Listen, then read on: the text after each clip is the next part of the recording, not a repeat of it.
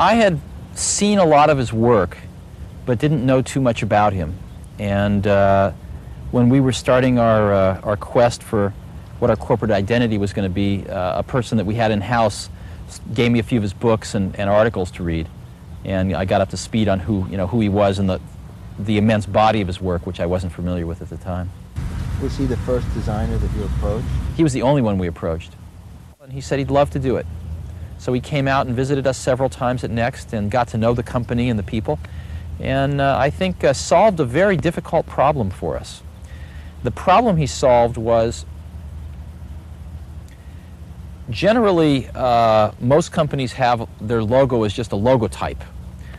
And every once in a while, a company has a logo that's sort of a little jewel, a symbol, that can be used independently of the logotype. And at Apple, we had such a symbol. Matter of fact, at Apple, it was very rare because the symbol was the name of the company. It was a thing that had the same name as the company in Apple. Our challenge was that usually it takes, 10 years and $100 million to associate a symbol with the name of the company. Our challenge was, how could we have a little jewel that we could use without the name to put on the product, etc., without spending, $100 million in 10 years to make that association in the customer's mind. And Paul solved that by making us a little jewel that had contained in it the name of the company. And I think that he really approached it as a problem that had to be solved, not an artistic challenge for its own sake. What was he like to work with? Paul's a gem. I think he personally kind of works on perfecting the exterior of kind of a curmudgeon. I think he's perfected it to new heights, actually, and it's all sort of a. I think it's his way of dealing with the part of the world that he doesn't necessarily want to deal with. I found him to be extremely bright and really have a heart of gold. I sort of, when I think of Paul, I think of a sort of a slightly tough exterior and a teddy bear inside.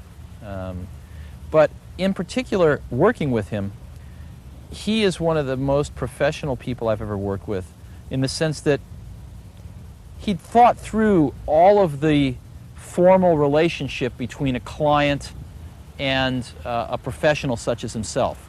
Obviously very deep thoughts about this, and therefore he had very clear conclusions about what the relationship meant to both parties and how it should be conducted. For example, I asked him if he would come up with a few options, and he said, no, I will solve your problem for you, and you will pay me. And you don't have to use the solution. If you want options, go talk to other people. But I'll solve your problem for you the best way I know how, and you use it or not, that's up to you. You're the client, but you pay me. And there was a clarity about the relationship that was refreshing. And again, really obviously the result of thinking about that relationship for many years or decades. And it was evident in several types of things that came up throughout the relationship. Paul's a phenomenal thinker, and I mean, he's a phenomenal writer, and I think to be a phenomenal writer, that's just a reflection of his thinking. He's a very, very deep thinker. And you go visit him in the house that he designed and had built for himself decades ago, and you get a sense that this is a very deep, thoughtful person who has tried to express in every part of his life what his principles are. And you don't meet so many people like that today. How would you describe his principles?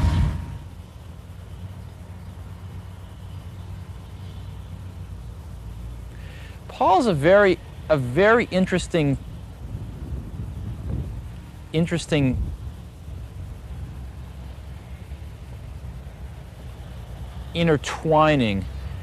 of a pure artist and somebody who is very astute at solving business problems.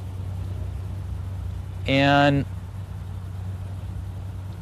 you wouldn't normally, it's much easier to think of him as an artist, but I actually think of Paul as much as a as a business problem solver as I do an artist. And it's the marriage of those two things that I think, the very, very practical and the artist, that is unique. So I'm not exactly sure how if I could articulate his principles, but you feel them when you're around him. And that's probably the best I can say. How would you describe his work?